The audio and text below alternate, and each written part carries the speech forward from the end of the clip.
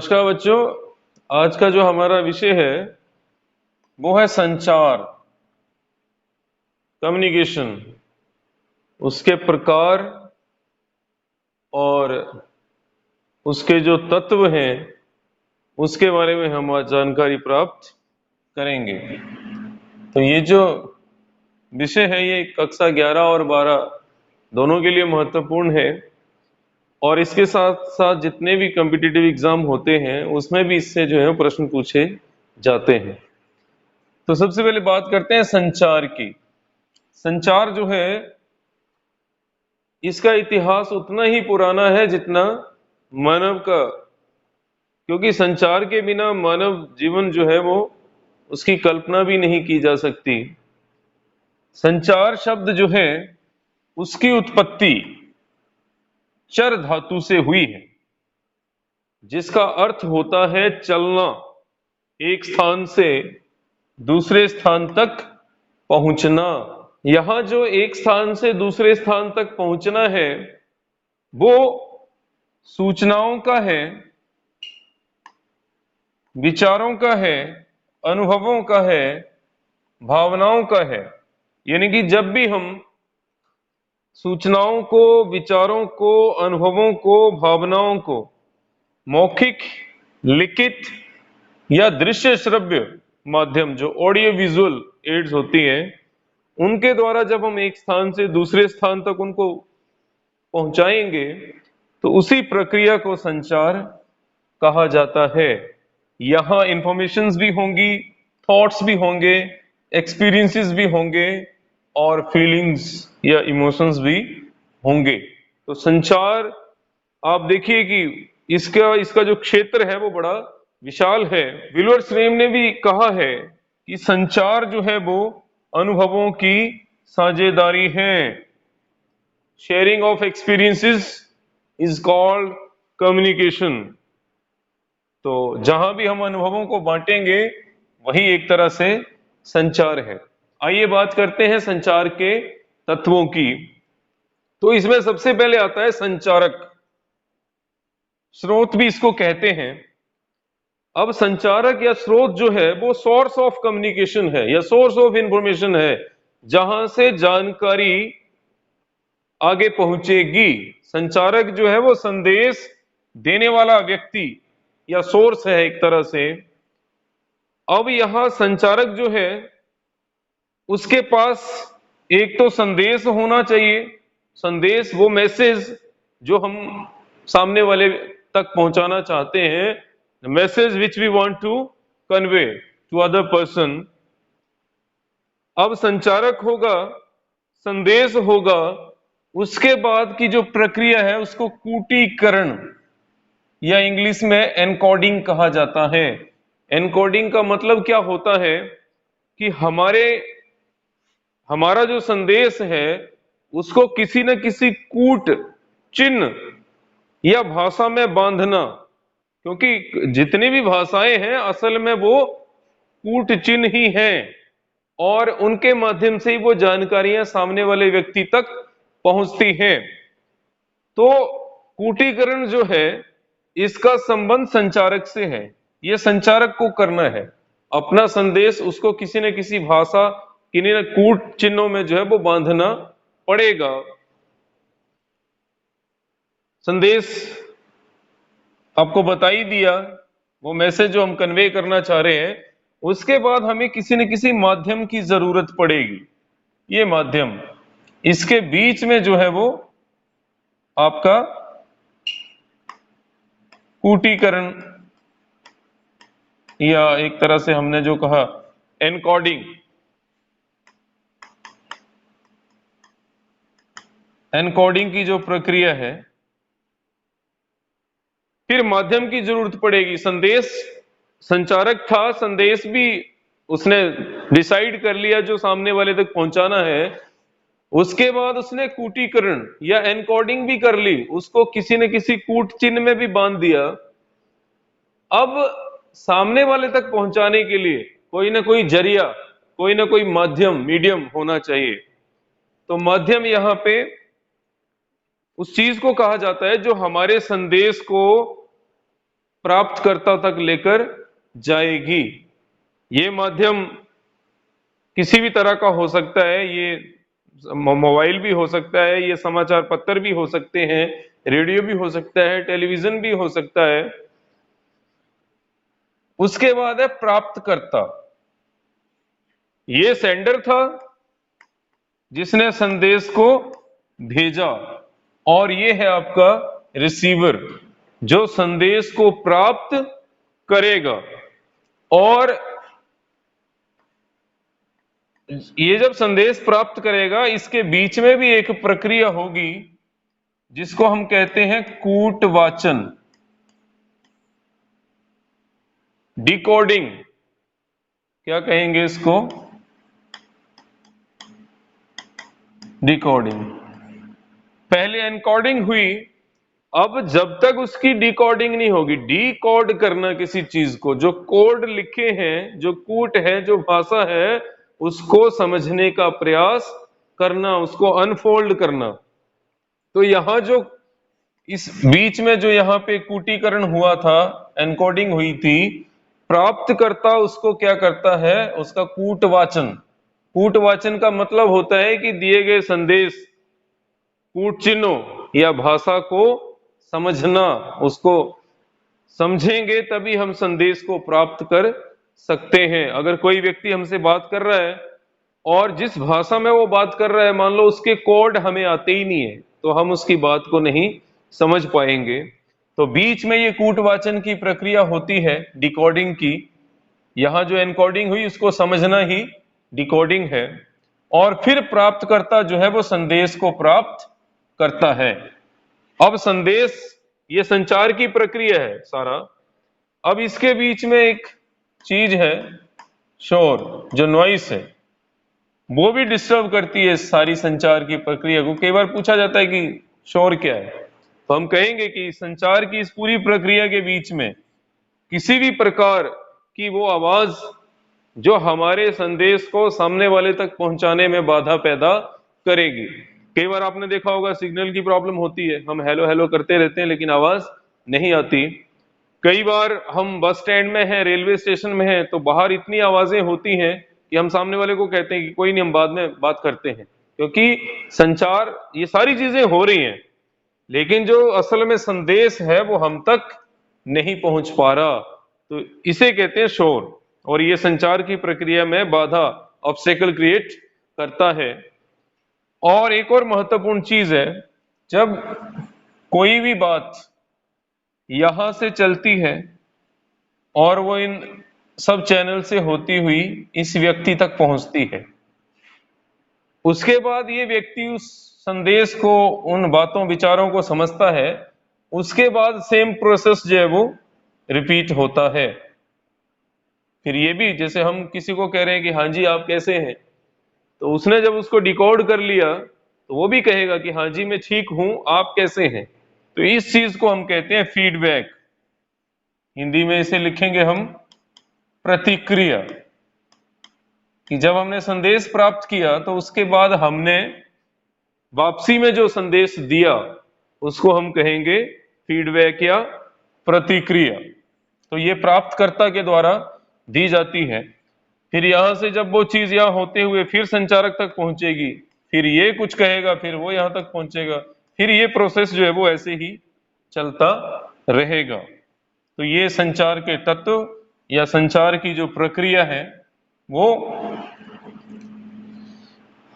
अब इसमें इनको थोड़ा डिफाइन करने की कोशिश की है कि जो संचारक होता है, सेंडर जिसको कहते हैं, वो किसी भी संदेश को भेजने वाले को संचारक या स्रोत कहा जाता है। मैंने पहले भी कहा, source of information, source of message, या वो व्यक्ति जो संदेश देना चाहता है। कूटीकरण करना, अब प्राप्तकर्ता को समझाने योग्य कूटों, चिन्हों, शब्दों, चित्रों, ध्वनियों में जब हम संदेश को बांधेंगे तो उस पूरी प्रक्रिया को कूटीकरण करना कहा जाता है, एनकोडिंग करना।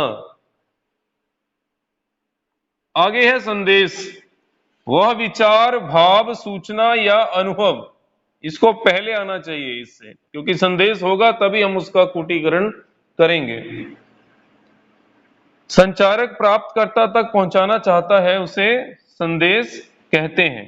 जो भी विचार, भाव, सूचना, अनुभव जिसको हम बांटना चाह रहे हैं सामने वाले व्यक्ति तक, प्राप्तकर्ता तक, रिसीवर जो है सामने वाले एंड पे, तो उसे हम क्या कहेंगे?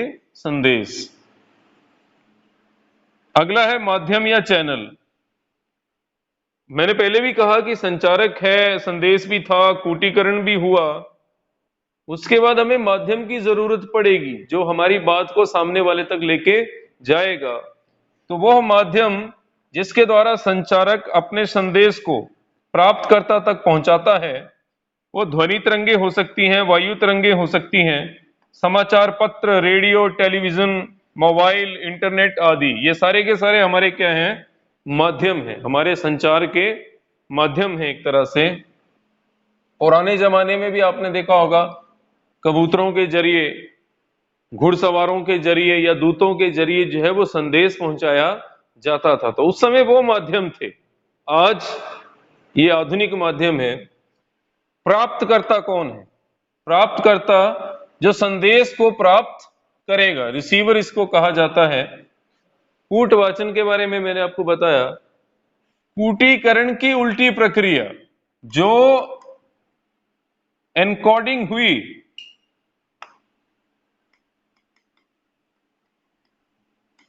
अब एनकोडिंग के बाद उसकी क्या होगी? डिकोडिंग होगी। तो एनकोडिंग मान लो जो प्रक्रिया है उसके अपोजिट क्या है? डिकोडिंग है। एनकोडिंग कूटों में बांधना है, डिकोडिंग उसको अनफोल्ड करना है, उसको समझना है। तो प्राप्तकर्ता द्वारा संदेश को समझना, वो भाषा, वो कूट चिन्ह जो संचारक ने जिसमें संदेश को एनकोड किया था, उसको समझना जो है वो एक तरह से डिकोडिंग या कूटवाचन है। आगे है फीडबैक। जब संदेश प्राप्त करने के बाद जो संचारक की सकारात्मक अथवा नकारात्मक प्रतिक्रिया को फीडबैक कहते हैं। हमने वैसे ये संचारक लिखा, यहां प्राप्तकर्ता होगा सबसे पहले। प्राप्तकर्ता संदेश को प्राप्त करने के बाद जो भी प्रतिक्रिया देगा बदले में, वो फीडबैक है। उसके बाद वो बात संचारक तक पहुंचेगी, संचारक फिर कुछ ना कुछ कहेगा, वो प्राप्तकर्ता पे जाएगा, वो फिर फीडबैक देगा, और इसी तरह से संचार प्रक्रिया चलती रहेगी। शोर, संचार प्रक्रिया में आने वाली बाधा को शोर या नॉइज कहते हैं। जो भी ऑब्स्टेकल वहां पे उस पूरी कम्युनिकेशन के प्रोसेस में क्रिएट होंगी, उसे हम नॉइज या शोर कहेंगे। अब है संचार के प्रकार। सांकेतिक संचार है, मौखिक संचार है, अमौखिक है, अंतःवैयक्तिक संचार है, अंतरवैयक्तिक संचार है, समूह संचार है और जनसंचार। सांकेतिक संचार आपको पता ही, जब जहां बात संकेतों के माध्यम से होगी। मौखिक, जहां हम बात करके किसी भाषा के माध्यम से बोल के अपने विचारों को सामने वाले व्यक्ति तक पहुंचाएंगे। अमौखिक में भी, जहां हम बोलेंगे नहीं, कोई भी कूट चिन्ह हो सकते हैं, चित्र हो सकते हैं, बॉडी लैंग्वेज हो सकती है हमारी, हमारे फेशियल एक्सप्रेशन हो सकते हैं, उसके माध्यम से जब हम कोई संचार करेंगे तो वो अमौखिक संचार कहलाएगा। बच्चा कक्षा में शोर मचा रहा है और आपने एक बार ही उसको थोड़ा ध्यान से देखा, उसकी नजर आपसे मिली, वो समझ जाता है कि अध्यापक क्या कहना चाह रहा है और वो अपने आप चुप हो जाता है। तो अध्यापक ने कुछ नहीं कहा, उन्होंने अमौखिक रूप से आई कांटेक्ट के द्वारा ही अपना जो संदेश था वो सामने वाले तक पहुंचा दिया। उसके बाद है अंतःवैयक्तिक। ध्यान दीजिएगा, अंतः, इंट्रा, पर्सनल। इंट्रापर्सनल मतलब अपने आप से बात करना। आपने देखा, हम जा रहे हैं, हम ऐसे ही बोल रहे हैं कि हाँ वो आज मैंने जाना था बाजार, आज मैंने ये वाला काम करना था, या आप मन ही मन कोई चीज सोच रहे हैं, तो कहीं ना कहीं आप अपने आप से ही बात कर रहे हैं उसे कहते हैं इंट्रापर्सनल कम्युनिकेशन, अंतर्वैयक्तिक संचार। और दूसरा है अंतरवैयक्तिक। इन दोनों में फर्क है, एक दूसरे के अपोजिट है। ये हो गया इंटरपर्सनल।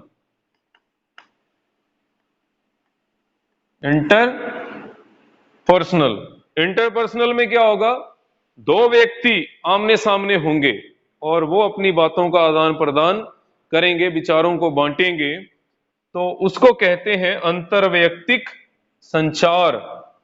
समूह संचार, ग्रुप में जब कोई चीज कम्युनिकेट होती है, जैसे हम क्लास में पढ़ाते हैं तो वहां 40 बच्चे बैठे हैं और अध्यापक एक ही है, वो एक ही तरह का संदेश उन 40 बच्चों को देना चाह रहा है, एक ही तरह की सूचना उन 40 बच्चों तक पहुंचाना चाह रहा है, तो ये एक समूह संचार का उदाहरण है। उसके बाद है जनसंचार, मास कम्युनिकेशन, बड़े लेवल पे, जहां पे क्या होता है, हम किसी विचार भावना को ज्यादा से ज्यादा लोगों तक पहुंचाना चाहते हैं, तो हजारों किलोमीटर दूर बैठे लोग भी इस माध्यम से जो है विचारों को जान पाते हैं, तो इसे जनसंचार कहा जाता है। आगे भी इसके बारे में पढ़ेंगे। अब यहां पे आगे हम लोग जनसंचार की बात करते हैं कि जब किसी समूह के साथ प्रत्यक्ष संवाद करने की बजाय किसी यांत्रिक माध्यम से, यांत्रिक माध्यम आपका कोई जो भी टेक्निकल मीडियम है आपका, तो उस माध्यम से जब हम संवाद स्थापित करते हैं, संवाद स्थापित करना मीन्स बातचीत करना, अपने विचारों को सामने वाले तक पहुंचाना, तो उसे हम जनसंचार कहते हैं। अभी कोरोना जो महामारी है उसमें आप देखिए, यही जो जनसंचार है उसी के माध्यम से सारा कार्य चल रहा है, मीटिंग्स हो रही है, कॉन्फ्रेंसेस ऑर्गेनाइज की जा रही हैं, जितने भी बच्चे हैं, स्कूल हैं, वो सारी पढ़ाई जो है वो जनसंचार के माध्यमों से ही पूरी कर रहे हैं, क्योंकि वहां प्रत्यक्ष संवाद संभव नहीं। प्रत्यक्ष संवाद क्या है, आमने सामने बैठ के बात करना, जैसे क्लासरूम में होती थी, और ज्यादा से ज्यादा लोगों से के साथ जुड़ना है, तो इसलिए हमें यांत्रिक माध्यमों का सहारा लेना पड़ रहा है, मोबाइल हो, इंटरनेट हो, टेलीविजन हो, रेडियो हो, तो इसे ही जनसंचार कहते हैं। जनसंचार को हजार हजार हाथों वाला देवता कहा गया है, क्योंकि इसकी खासियत ये है कि एक ही बार में ये हजारों लोगों तक, लाखों करोड़ों लोगों तक जो है वो सूचनाएं, विचार पहुंचा देता है, तो ये हजार हजार हाथों वाला देवता हो गया। इसमें आपके देखो समाचार पत्र भी आ जाते हैं, रेडियो भी आ जाएगा, टेलीविजन भी आएगा, और आपके बाकी जितने भी माध्यम है जो इंटरनेट के द्वारा चलते हैं वो भी आ जाएंगे। अब जनसंचार की विशेषताएं क्या क्या है? एक तो सार्वजनिकता है। सार्वजनिकता का मतलब क्या है कि सभी लोगों के लिए है। टेलीविजन पे कोई प्रोग्राम आ रहा है, रेडियो पे कोई समाचार चल रहे हैं, तो उसको ये नहीं है कि कोई व्यक्ति विशेष ही सुन सकता है, सभी लोग जिनका मन है वो उसको सुन सकते हैं। व्यापकता है इसमें, ये बहुत ज्यादा लोगों तक इसकी पहुंच है, करोड़ों अरबों लोगों तक इसकी पहुंच है। औपचारिक संगठन है, फॉर्मल ऑर्गेनाइजेशन है, मींस जनसंचार किसी एक व्यक्ति के बजाय एक औपचारिक संगठन से चलता है। अब आप देखिए, कोई समाचार पत्र जो छपता है वो कोई एक व्यक्ति नहीं छाप रहा, उसके पीछे एक ऑर्गेनाइजेशन है, एक समाचार संगठन बैठा हुआ है, वो सारी चीजों को मॉनिटर करके जानकारियां जो है वो समाचार पत्र के माध्यम से पहुंचा रहा है। जैसे इसमें उदाहरण दिया है हिंदुस्तान, जागरण, जी टीवी, ई टीवी आदि, तो ये सारे के सारे क्या हैं, एक तरह से औपचारिक संगठन है। द्वारपालों का नियंत्रण, याद रखिएगा जो पत्रकारिता है उसमें द्वारपाल जो है एक तरह से संपादकों को कहा जाता है, चाहे वो मुख्य संपादक हो, सह संपादक हो, उप संपादक हो या कार्यक्रम निर्देशक हो, ये द्वारपाल का काम करते हैं। आप देखिए द्वारपाल जो पुराने समय में होते थे, दरवाजे पे खड़े रहते थे, और किसी भी अनजान व्यक्ति को अंदर नहीं आने देते थे। तो यह जो द्वारपाल है उसकी जो भूमिका है वो ये संपादक, सह संपादक, उप संपादक आदि जो है वो निभाते हैं। इनका क्या काम होता है कि जो भी सूचना, विचार, भावना आगे पहुंचाई जानी है उस पे देखना कि क्या वो छपने लायक है, क्या वो पहुंचाने लायक है। अगर है तो ठीक है, अन्यथा वो उसको हटा देते हैं। क्या छपेगा, कैसे छपेगा, किस पृष्ठ पे छपेगा, क्या प्रसारित होगा, कब प्रसारित होगा, कितने समय के लिए प्रसारित होगा, किन किन चीजों को दिखाया जाएगा, किन किन चीजों को हटाया जाएगा, ये सारी चीजें जो है वो द्वारपाल द्वारा निर्धारित की जाती हैं। हमारे शरीर में भी एक द्वारपाल जो हमारी जीभ है वो है। वो किसी भी चीज को जो उसे अच्छी नहीं लगती है, उसे महसूस होता है कि शरीर को नुकसान पहुंचा सकती है, उसे वो बाहर निकालने की कोशिश करती है। अब जनसंचार के कार्य क्या है, क्यों इसकी जरूरत है? तो सबसे बड़ा जो इसका कार्य है वो है सूचना देना, इंफॉर्मेशन सामने वाले तक पहुंचाना। देश और दुनिया की तमाम सूचनाएं जो है वो इसके माध्यम से हमें प्राप्त हो जाती हैं। शिक्षित करना, और ये डायरेक्टली इनडायरेक्टली हम लोगों को एजुकेट भी करता है, शिक्षित करता है। देश और दुनिया की जानकारी से परिचित कराना और उनके प्रति जागरूक बनाना।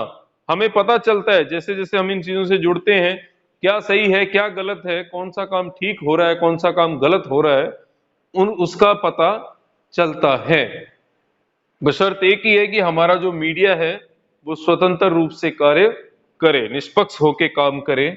मनोरंजन करना, एंटरटेनमेंट करना भी इसका एक काम है। आपने देखा होगा रेडियो, टीवी, सिनेमा, ये जितने भी माध्यम है ये हमारा मनोरंजन करते हैं। खाली समय में हम इनका जो है वो प्रयोग करते हैं और ये हमें एंटरटेन करते हैं। जनसंचार के कार्यों में अगला है निगरानी करना। निगरानी करना मतलब किसी चीज पे नजर रखना। अब यहां क्या है, सरकार और विभिन्न संस्थाओं के कार्यों पर निगरानी रखना। सरकार जितनी भी नीतियां बना रही है, जो भी कार्य कर रही है, क्या वो सही है, गलत है, कितना सही है, कितना गलत है, इन पे नजर रखना। जितने भी सही कार्य हैं उनको लोगों तक पहुंचाना, और अगर कुछ गलत हो रहा है तो उसको भी पब्लिक तक ले जाना जो है वो इसका काम होता है। और इसीलिए इसको लोकतंत्र का चौथा स्तंभ, फोर्थ पिलर ऑफ डेमोक्रेसी भी कहा जाता है, क्योंकि इसकी बड़ी भूमिका है डेमोक्रेसी में। सबसे पहले आपको पता है विधान पालिका आती है जो किसी कानून का निर्माण करती है। उसके बाद कार्यपालिका आती है जो उस नियम या कानून को लागू करवाती है।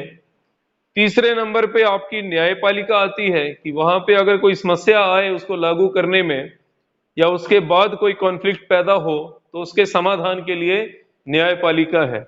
और चौथा जो स्तंभ है लोकतंत्र में वो मीडिया है, क्योंकि मीडिया का काम होता है सही और गलत की जानकारी देना, एजेंडा तय करना।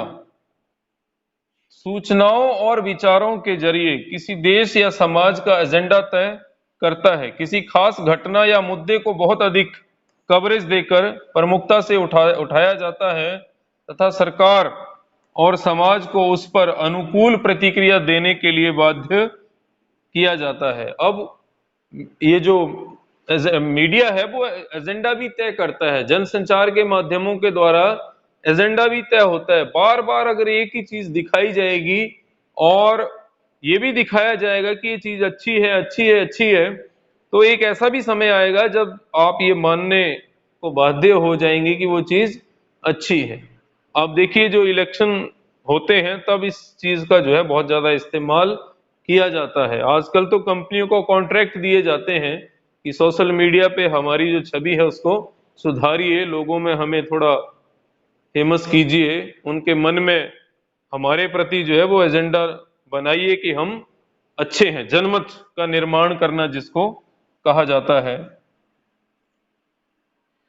उसके बाद है विचार विमर्श के लिए मंच प्रदान करना। ये एक ऐसा जरिया है, माध्यम है, जहां पे आप विचार विमर्श कर सकते हैं। अब जनसंचार के माध्यमों की बात करें तो इनको दो भागों में बांटा जाता है। एक है प्रिंट मीडिया, प्रिंट माध्यम या मुद्रित माध्यम भी इसको कहते हैं, मुद्रित माध्यम। और दूसरा है आपका इलेक्ट्रॉनिक मीडिया, इलेक्ट्रॉनिक माध्यम। तो जितने भी हमारे छपाई वाले माध्यम हैं उनको मुद्रण माध्यम अथवा प्रिंट मीडिया कहते हैं। अब छपाई वाले माध्यम क्या, जैसे समाचार पत्र हैं, पत्रिकाएं हैं, इश्तिहार हैं, पुस्तकें हैं, पोस्टर हैं, ये सारे के सारे हमारे प्रिंट मीडिया में आएंगे। इलेक्ट्रॉनिक माध्यम में जनसंचार में इलेक्ट्रॉनिक उपकरणों की सहायता ली जाती है, उन्हें इलेक्ट्रॉनिक माध्यम कहते हैं। जब हम अपनी बात को किसी न किसी इलेक्ट्रॉनिक मीडियम के थ्रू सामने वाले तक पहुंचाएंगे, अब आप देखिए जैसे रेडियो है, टेलीविजन है, सिनेमा है, इंटरनेट है, मोबाइल है, ये सारे के सारे आपके क्या हैं, इलेक्ट्रॉनिक माध्यम हैं। मुद्रण माध्यम के तीन पहलू। अब मुद्रित माध्यम जो है उसके तीन पहलू क्या हैं? ये एक तरह से पत्रकारिता किसे कहते हैं उसकी भी परिभाषा है। पहला है कि समाचारों को संकलित करना, तो पहला क्या आ गया आपका, संकलन, इकट्ठा करना किसी चीज को, ठीक है, संग्रह करना किसी चीज का। संपादित कर छपने योग्य बनाना, दूसरा आता है इसका संपादन, एडिटिंग करना, उस जो भी यहां इकट्ठा किया गया सूचना या विचार उनको छपने लायक बनाना। और तीसरा आपका है उन उस संकलन और संपादन को जो है लोगों तक पहुंचाना, जिसको तकनीकी और प्रबंधकीय विभाग के अंतर्गत रखा गया, अर्थात मुद्रण का जो भी है वो प्रसारण करना। तो ये तीन चीजें हैं मुद्रित माध्यमों में, सूचनाओं का संकलन, संपादन और फिर उन्हें लोगों तक पहुंचाना। तो संकलन आपको पता है, संवाददाता रिपोर्टर जो है वो करते हैं। जहां तक संपादन की बात करें, वो संपादक और उसके साथ जो सह संपादक, उप संपादक वगैरह होते हैं, ये उनका काम है। और लोगों तक उसको कैसे पहुंचाया जाए, ये आपका जो तकनीकी और प्रबंधकीय विभाग है, ये उनका कार्य होता है। तो ये तीन फेज में काम पूरा किया जाता है। छापे खाने की बात करें, प्रिंटिंग प्रेस, तो उसका जो आविष्कार है वो 1439 में जर्मनी के गुटेनबर्ग जो थे, जोहान गुटेनबर्ग, उन्होंने इसका आविष्कार किया था। बात करेंगे भारत में पहला छापाखाना जो है वो कब लगाया गया और या कहां लगाया गया, तो भारत में पहला छापाखाना 1556 में गोवा में लगाया गया था। और ये ईसाई मिशनरियों के द्वारा धार्मिक प्रचार प्रसार के लिए लगाया गया था। यहां कई बार आप देखेंगे जब हम बात करेंगे भारत का पहला समाचार पत्र, वो छपा 1780 में और छापाखाना लगा 1556 में। तो ये जो बीच के वर्ष थे भाई, उसमें क्या हुआ, क्योंकि प्रिंटिंग प्रेस तो बहुत पहले लग गई, समाचार छप रहा है 1780 में। तो इसका कारण यही था कि 1556 में जो गोवा में पहला छापाखाना लगाया गया था, उसका जो उद्देश्य था वो धर्म का प्रचार करना था। असल में भारत में जो पत्रकारिता की शुरुआत हुई है वो 1780 में हुई, 1780 में। और भारत का जो पहला समाचार पत्र था वो था बंगाल गजट। इसको जेम्स अगस्त हिकी ने कलकत्ता से छपवाया था 1780 में। हिंदी की बात करें, जहां आपसे पूछा जाए कि हिंदी का पहला समाचार पत्र कौन सा है, तो वो था उदंत मार्तंड। और ये 1826 में पंडित जुगल किशोर जी ने इसको भी कलकत्ता से छपवाया था। अब यहाँ पे गलती कहाँ हो जाती है, जब पूछा जाता है कि भारत का पहला समाचार पत्र, भारत का फर्स्ट न्यूज़पेपर ऑफ इंडिया, तो वो है बंगाल गजट, जिसको जेम्स अगस्त हिकी ने कलकत्ता से 1780 में छपवाया था। जब पूछा जाएगा कि हिंदी का पहला समाचार पत्र, तो वो है उदंत मार्तंड। इसको 1826 में पंडित जुगल किशोर जी ने कलकत्ता से ही छपवाया था। तो दोनों में सिमिलैरिटीज यही है कि दोनों पत्र जो है वो कलकत्ता से छपे। उदंत मार्तंड जो है, कई बार इसका अर्थ भी पूछा जाता है, तो याद रखिएगा उदंत मार्तंड का मतलब होता है उगता हुआ सूर्य, राइजिंग सन। क्योंकि हिंदुस्तान में पहली बार कोई समाचार पत्र हिंदी में छपा, तो इसको नाम दिया गया उदंत मार्तंड, जिसका अर्थ था उगता हुआ सूर्य। और ये भी याद रखिएगा ये एक साप्ताहिक पत्र था। साप्ताहिक पत्र का मतलब है कि जो सप्ताह में एक ही बार छपता है, ये दैनिक समाचार पत्र नहीं था। ये कुछ एक और महत्वपूर्ण प्रश्न है जो एग्जाम में पूछे जाते हैं। आजादी के पहले जो भारत के पत्रकार थे वो कौन कौन थे, तो कुछ एक नाम याद रखिएगा। भारतेंदु हरिश्चंद्र जी थे, महात्मा गांधी जी स्वयं थे, इन्होंने यंग इंडिया जो समाचार पत्र है वहां भी काम किया था, उसको भी इन्होंने चलाया। और लोकमान्य तिलक थे, मदन मोहन मालवीय थे, माखनलाल चतुर्वेदी थे, महावीर प्रसाद द्विवेदी थे, प्रताप नारायण मिश्र, राम वृक्ष बेनीपुरी और बाल मुकुंद गुप्त। तो एक खास बात आप देखेंगे कि आजादी से पहले जो हमारे पत्रकार थे वो अधिकतर या तो नेता थे या फिर हमारे साहित्यकार थे। तो इनमें से कुछ एक नाम आप याद कर लीजिएगा। आजादी से पहले के प्रमुख समाचार पत्र और पत्रिकाएं, ये बड़ा महत्वपूर्ण प्रश्न है। तो इसमें केसरी, हिंदुस्तान, सरस्वती, हंस, कर्मवीर, आज, प्रताप, प्रदीप, विशाल भारत, ये जो थे वो हमारे आजादी से पहले के समाचार पत्र और पत्रिकाएं हैं। अब प्रश्न आता है कि आजादी के बाद के प्रमुख पत्रकार, तो उसमें हीरानंद वात्स्यायन अगे जी, रघुवीर सहाय, धर्मवीर भारती, मनोहर श्याम जोशी, राजेंद्र माथुर, सर्वेश्वर दयाल सक्सेना, सुरेंद्र प्रताप सिंह, ये कुछ एक नाम है, और भी कई लोग थे।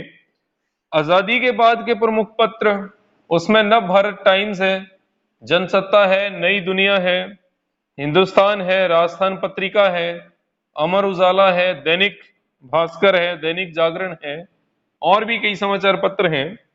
आजादी के बाद की प्रमुख पत्रिकाएं, तो उसमें धर्मयुग, दिनमान, रविवार, इंडिया टुडे, आउटलुक, ये कुछ एक पत्रिकाएं हैं। एक और महत्वपूर्ण प्रश्न इसमें आता है कि जो पत्रकारिता थी, आजादी से पहले उसका उद्देश्य क्या था और आजादी के बाद उसका उद्देश्य क्या था। तो याद रखिएगा, आजादी से पहले जो गुलाम थे, और कहीं ना कहीं सबका ये प्रयास था कि किसी तरह से देश को आजाद किया जाए, उसका निर्माण किया जाए।